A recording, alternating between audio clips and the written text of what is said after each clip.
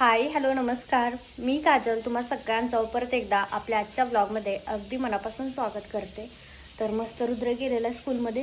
मी पण छानपैकी अशी आंघोळ केली आणि माझी देवपूजा झाली. म्हणजे आज माझं किती काम आवरले.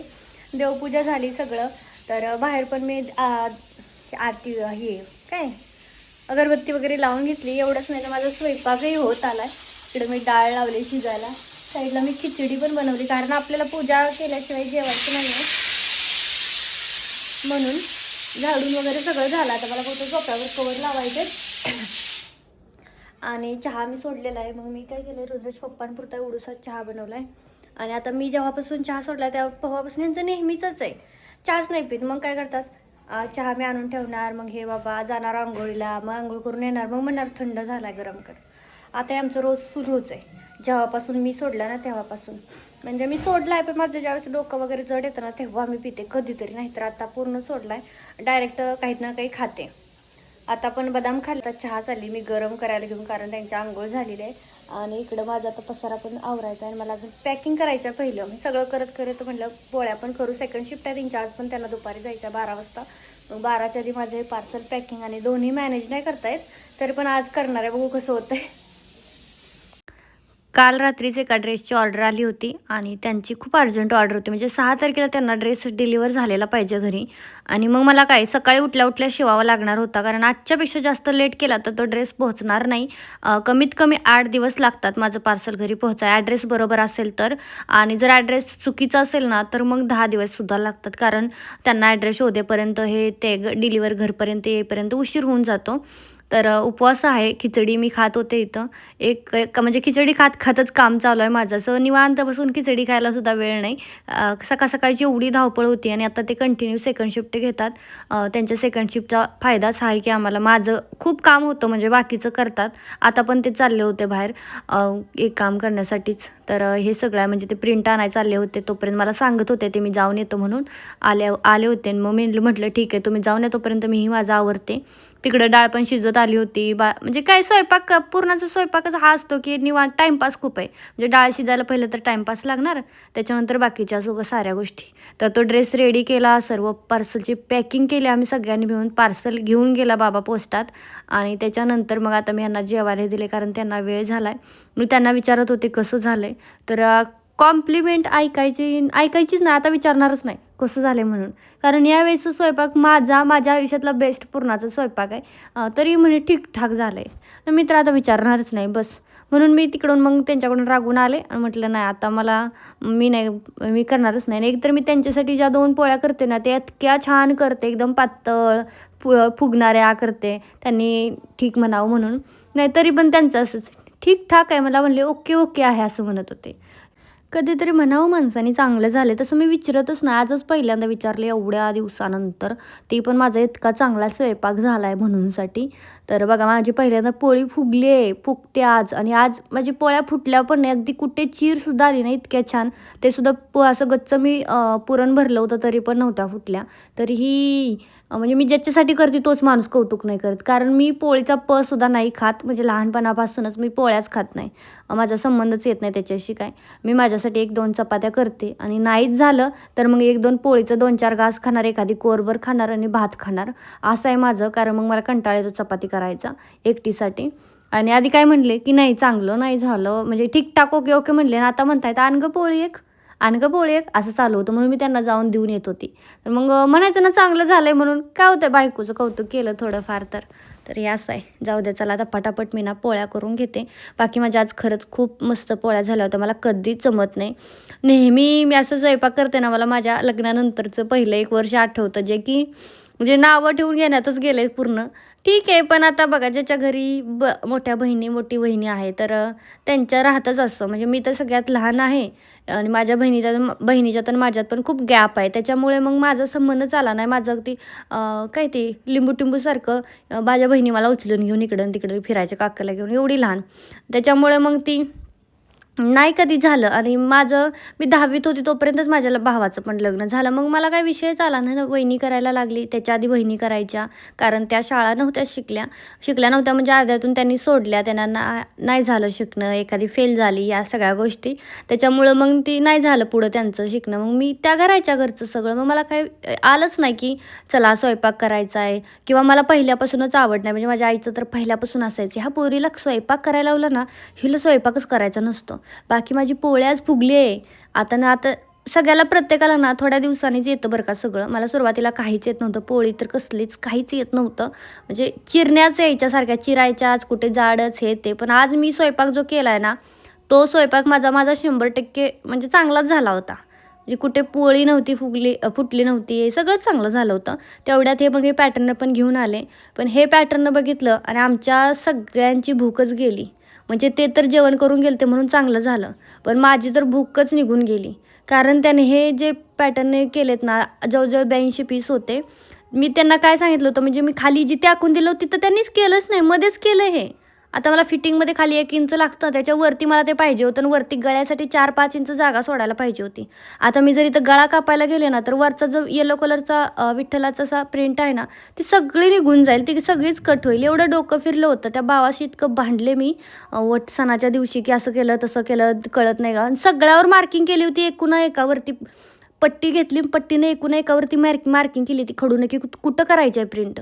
तरीसुद्धा जर असं करायचं असेल तर मग कसं चालायचं. मी इतकं खवळले की नाही, मला फ्रीमध्ये करून द्या. आता माझा कपडा गेला ती गेला, पण मी नवीन तिथे तो फ्रीमध्ये करून दे. म्हणजे मला काय म्हणायचं आहे, मला ह्या ज्या काही 1-2 अशा आहेत मला ऐकायला भेटतं सारखं, की म्हणजे बघा आता कालचाच एक विषय आहे, पण नको सांगायला, जाऊ द्या उगाच. त्यांनी जरी आपल्याला निगेटिव्ह कमेंट करत असला तरी आपल्याला एक कस्टमरची इज्जत ठेवली पाहिजे, म्हणून आता मी काय सांगत नाही. म्हणजे आता नकोच ते सोडा. तर एवढंही झालं आहे. माझे 82 पॅटर्न आहेत. 82 पॅटर्नला पैसे किती गेले असतील तुम्ही सांगा. आणि त्यांना मी म्हटले की नाही, आता मला हे फ्रीमध्ये करून द्या, मी माझा कपडा देते, एवढा कपडा वेस्ट केला काहीच हरकत नाही, फ्रीमध्ये करून द्या. तर ते बोलले की फ्रीमध्ये असतं का, ना असा ऐसा होता है क्या, ना वैसा होता है क्या. आणि मग मी त्याला शेवटी कन्व्हिन्स केलं की बाबा 20 रुपयात तरी करून दे. 50 राहिला तर एवढं सगळं माझं नाचतोस मी कसं काय सहन करेल म्हटलं. तू तर करशील का बाबा एवढं सहन, 82 पॅटर्न देशील का फेकून म्हटलं. एवढा किती कपडा असेल तो, 5-7 मीटर तर तो कपडा असेल हा इतका. पण नाही तर हे असं सगळं आहे. जाऊ द्या, सगळं सोडून दिलं आणि म्हटलं चला आता आपल्या पूजेची तयारी करूया, कारण ते पहिलं महत्त्वाचं करणं गरजेचं आहे. आणि हे मी ओटीचं सामान जे प्रत्येक वेळीच आणते ना, तर ह्यावेळेस इतकं काय काय होतं याच्यामध्ये, अक्षरशः कानातले पण होते.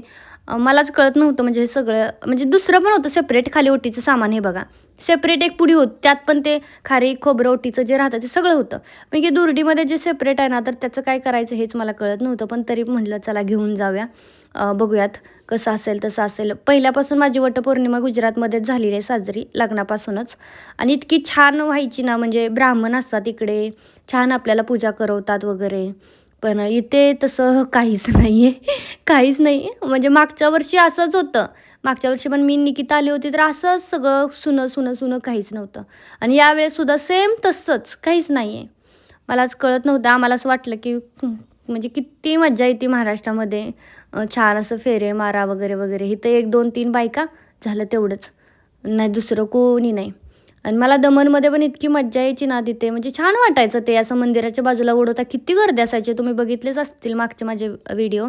आणि मी हालोलला होती ना म्हणजे बडोद्याला, तेव्हा पण तिथं पण इतके सुंदर, म्हणजे इतकं सुंदर होतं तिथं पण.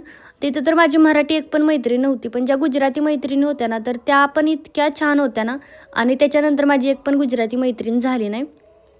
बाकी तुम्हाला ही माझी साडी कशी वाटली ना, मला कमेंटमध्ये नक्की सांगा ना. खूप दिवसानंतर मी अशी हेअरस्टाईल केली. आणि हो, मला ना हे सांगा की नारळ फोडतात की नाही, म्हणजे मला माहीत नव्हतं. पण आता म्हटलं नारळ आहे तर फोडतच असतील, म्हणून मी पण फोडला आहे.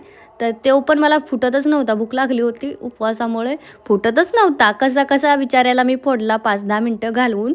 आणि त्याच्यानंतर म्हटलं थोडंसं शूट करूया, एक रील शूट करायची होती साडीची या, म्हणजे प्रमोशनल शूट होतं. आणि बाई, मला इथं सुरुवात कुठून करू कळत नाही आहे. एक तर हे या माणसाने बिघडवलं, 82 पॅटर्न होते ते तर सोडा. आपण आम्ही आता हे दुपारी मी सगळे रेडी केलेत. परत त्याचा हा आल्याच्या नंतर वटपौर्णिमे करून आले तिकडनं आणि केले.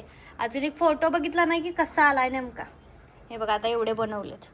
आधी काय केलं मी, डायरेक्ट तुकडे कापून दिले असे. आणि हे बाकी आहे अजून, एवढं करायचं आहे अजून, हे आम्हाला करायचं आहे. एवढे आता आम्ही केलेत. म्हणजे आल्याच्या नंतर केलेत मी. आणि एवढं बेकार खरंच. हे बघा कचरा.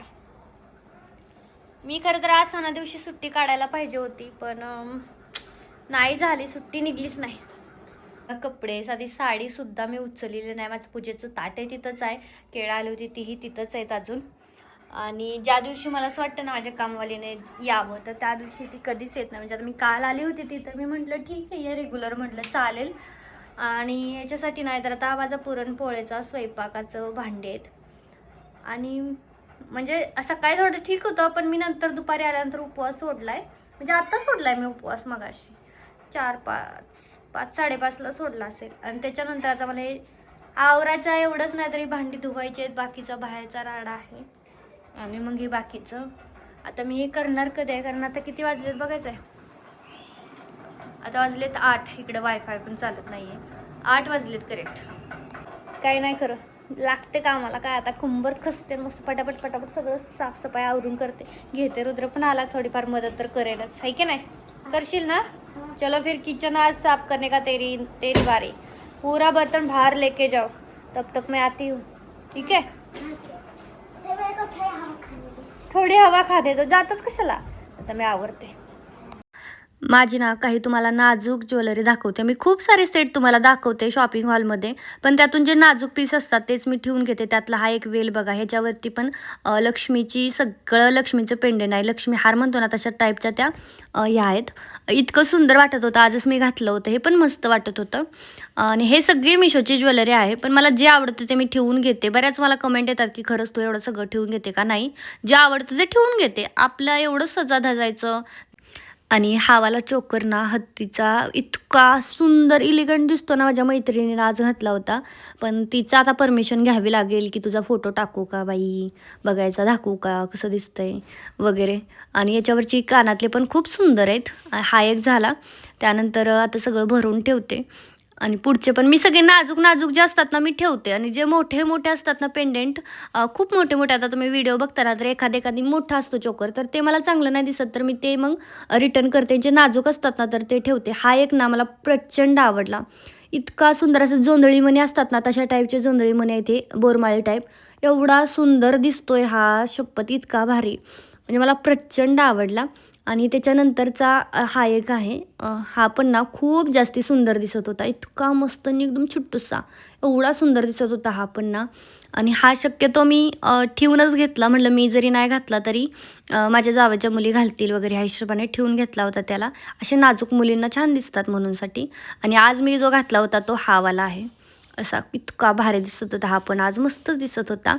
आणि तुम्हाला अजून एक, आणि ह्या सगळ्यांवरती कानातले आहेत बरं का कंपल्सरी, पण ते छोटे छोटे येतात ना असे, मग ते मी नाही घालत. मोठे छान वाटतात असं. आणि हे एक ना वेल आहेत असे वरचे, इतके भारी. मला इतके सोन्यासारखं दिसत ना, आणि इतके हलके फुलके आहेत, इतके भारी दिसत होते. पण मी आज घातले नव्हते. म्हटलं काय काय घालू म्हणून हे ठेवले होते. नंतर कधीतरी घालेन ना तेव्हा दाखवेन तुम्हाला. बाकी या सगळ्याची लिंक मी डिस्क्रिप्शनमध्ये देऊन देईल. माझ्या इथं बाकी काय जे काही प्रोडक्ट आहेत. आणि गजरा आहे ना, तर तो गजरा मी एका इन्स्टा ID कडून घेतला होता. रेडीमेड आहे तो, पण लावल्यानंतर असं वाटतच नाही आर्टिफिशियल आहे, ओरिजिनलच वाटतोय. त्यामुळे तुम्ही तो पण घ्या. त्यांचा ID मी मेन्शन करते. खूप भारी आहे, पण त्यांची कला पण छान आहे, त्यामुळे नक्की घ्या. आणि हे सगळं असं माझं कलेक्शन आहे. लय आता पसारा झाला आहे, नंतर कधीतरी आरामात आवरेन. आता का आवरत नाही, लेट झाला होता. बाकी व्हिडिओ कसा वाटला ते कमेंटमध्ये सांगायला अजिबात विसरू नका. भेटूयात पुढच्या व्हिडिओमध्ये. बाय.